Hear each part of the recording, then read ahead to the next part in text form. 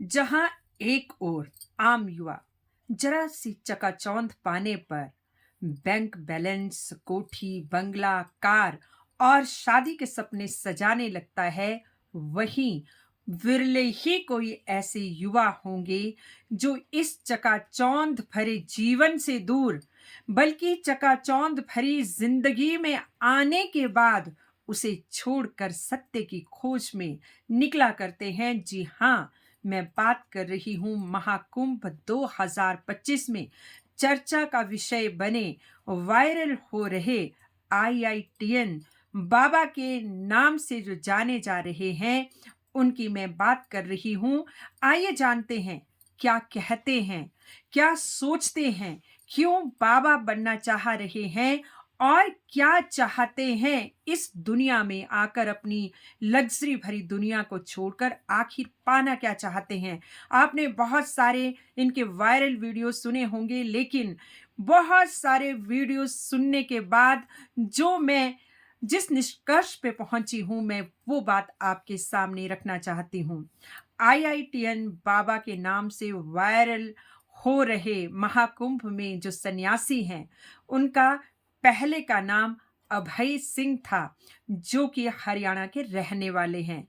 2008 में महाराष्ट्र से उन्होंने आईआईटी की एरोनॉटिकल इंजीनियरिंग में, और वो कहते हैं कि जब उन्होंने थ्री इडियट्स मूवी देखी थी तो वो उस मूवी से भी बहुत प्रभावित हुए थे, और एरोनॉटिकल इंजीनियरिंग करने के बाद जब उन्हें भारी पैकेज मिला, उन्हें कनाडा में भी उन्होंने जॉब की, जहां पर उनके पास करोड़ों का पैकेज था। लगभग 3 साल वहां उन्होंने जॉब की, लेकिन फिर उन्हें लगा, कहते हैं कि मैं सोचने लगा कि आखिर इतने पैसों का करूंगा क्या, करना क्या है, इस दुनिया में आने का मकसद क्या है।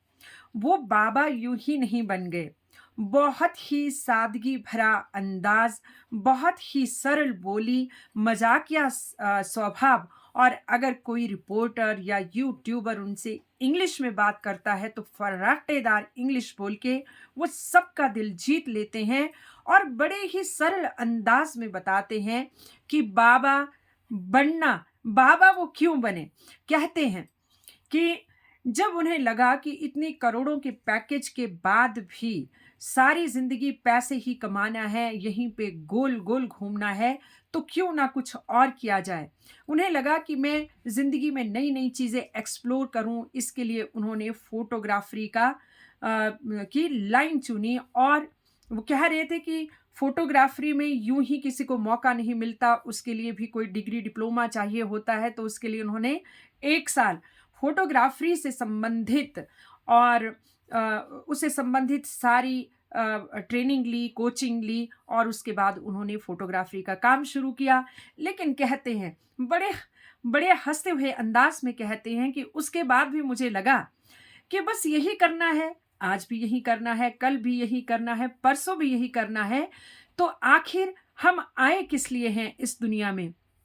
वो कहते हैं कि जब वो कॉलेज में पढ़ाई कर रहे थे आईआईटी की, तभी वो फिलोसफिकल वे में सोचा करते थे, सबको पढ़ते थे, अरस्तु क्या कहते हैं, ओशो क्या कहते हैं, दुनिया के दूसरे साधु संत क्या कहते हैं। वो इस दुनिया को जानने के लिए बहुत अधिक उत्सुक रहे हैं, और कहते हैं उसके बाद वो घर में भी इस संसार में रहकर ही, इस संसार में लिप्त होकर ही इस दुनिया को जानना चाह रहे थे कि ये जो हमारी एक आम जिंदगी है, उससे परे की दुनिया, जहां तंत्र है, मंत्र है, ज्ञान है, योग है, साधना है, शक्तियां हैं, मंत्र हैं, ये आखिर क्या है, जन्म क्या है, मृत्यु क्या है, वो उसको जानना चाहते थे। तो उसके लिए वो साधना के लिए बैठते थे, तो सब डरने लग गए कि वो तो बाबा बनने जा रहे हैं। तो वो हंसते हैं, वो कहते हैं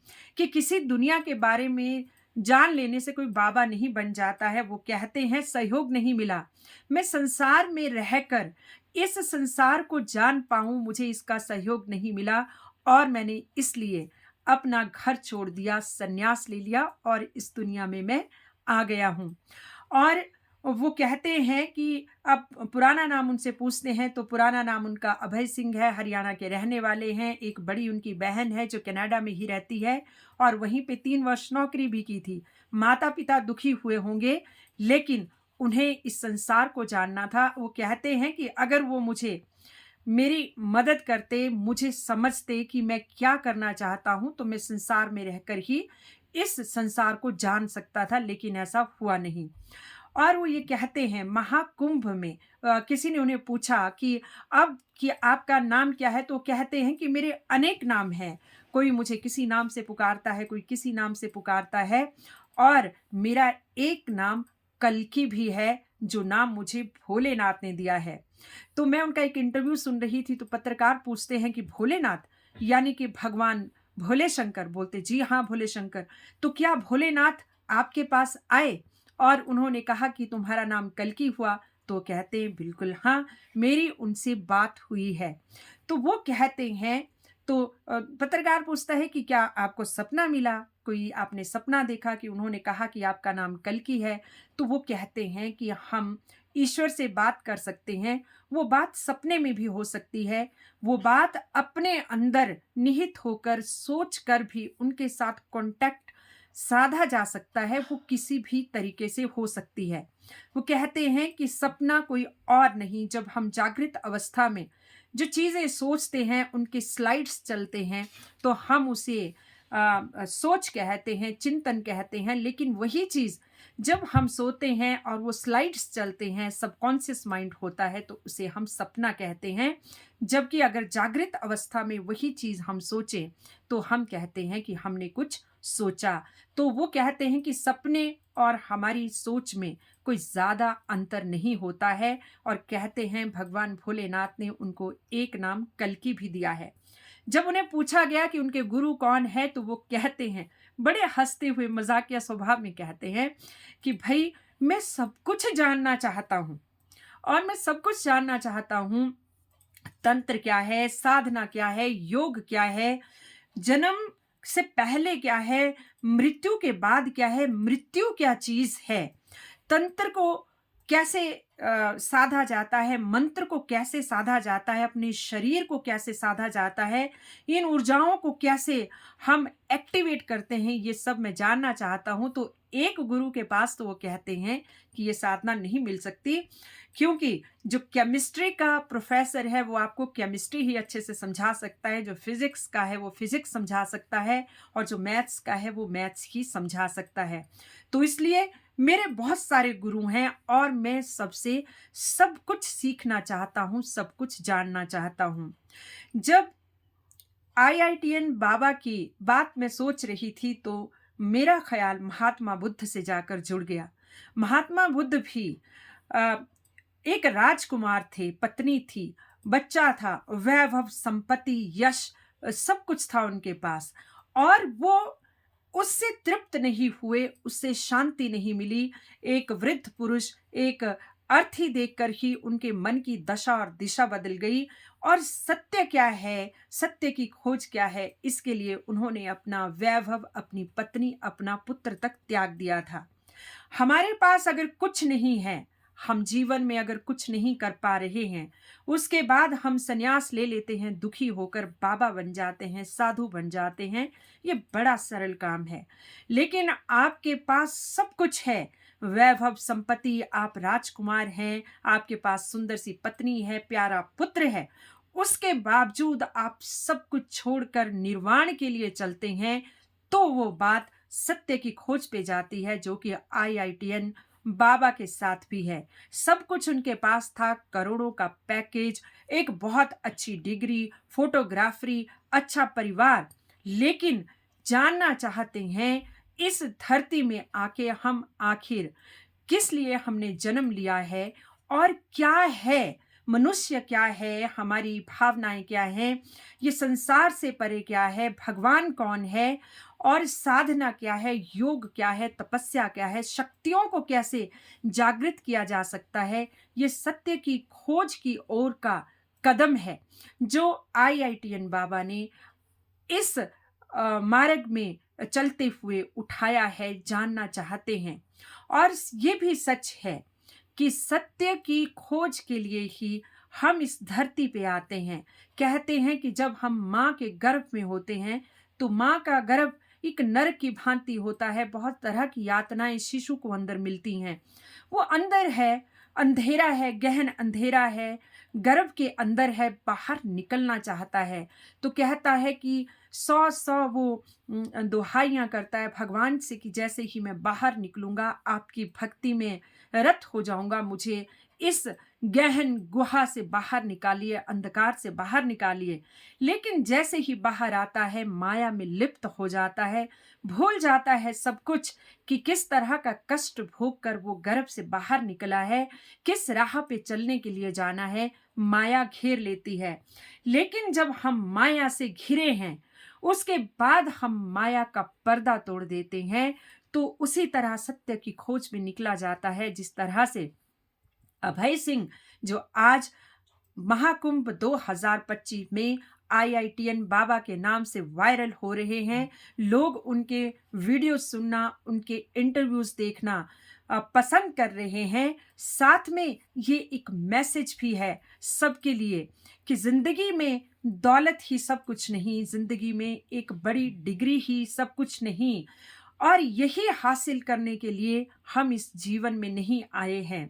जीवन में इस भौतिकता से परे भी बहुत कुछ है जिसको जानना, जिसको जानने के लिए जन्म जन्म लग जाएंगे, तब भी हम इस जीवन के रहस्य को, इस मौत के रहस्य को, तंत्र मंत्र योग साधना के रहस्य को नहीं जान पाएंगे।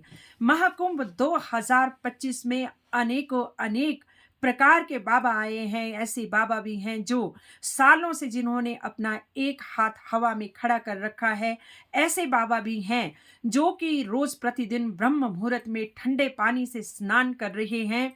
बड़ी बड़ी साध्वियां हैं, ऐसी साध्वियां भी हैं जो मॉडलिंग की दुनिया से इस साधु और सन्यासी के संसार में आई हैं। एक से एक बढ़कर सुंदर नागा साध्वियां हैं जो कि बड़े बड़े वहां पर सबको, हमें तो वो जादू ही लगता है, हाथ से आग जला देती हैं, नींबू हवा में उड़ा देती हैं, और भी कहते हैं कि उनका अगर किसी को आशीर्वाद मिल जाए तो उनका जीवन सफल हो जाता है। तो महाकुंभ तरह तरह के बाबाओं का आकर्षण का स्थल बना हुआ है। वायरल हो रहे हैं सब के सब जानना चाहते हैं आखिर जीवन क्या है, मृत्यु क्या है, मृत्यु से परे क्या है, और नागा क्या है, अघोरी क्या है, संत क्या है, स्वामी क्या है। इसके बारे में जानने के लिए, अपना आत्म मंथन करने के लिए महाकुंभ जो 144 वर्षों के बाद हमारे बीच में इस सदी में, जो कि शायद ही हम आगे देख पाएंगे, शायद क्या, ये तो पक्का विश्वास है 144 वर्षों के बाद हम नहीं होंगे भी पुनर्जन्म में। जो आस्था रखता है तो किसी और रूप में होंगे, भूल चुके होंगे कि हम कभी क्या थे और हम कभी इस 2025 के कुंभ का हिस्सा रहे होंगे। तो इसी के साथ और अधिक जानने के लिए कल मैं आपके साथ वीडियो लेके आऊंगी कि अघोरी बाबा क्या होते हैं, क्यों बनते हैं अघोरी बाबा, कैसे रहते हैं, और किस तरह से मृत्यु के बाद इनके शरीर का क्या किया जाता है और कैसी ये साधना करते हैं। बने रहिएगा इसी तरह के महाकुंभ के अनेकों अनेक आश्चर्यजनक वीडियोस देखने के लिए सब्सक्राइब कीजिएगा, लाइक कीजिएगा, ताकि मैं और अधिक जानकारियां लेकर आपके पास आने के लिए उत्साहित हूं। इसी के साथ आज के लिए जय हिंद, जय सनातन, जय सदी का महाकुंभ।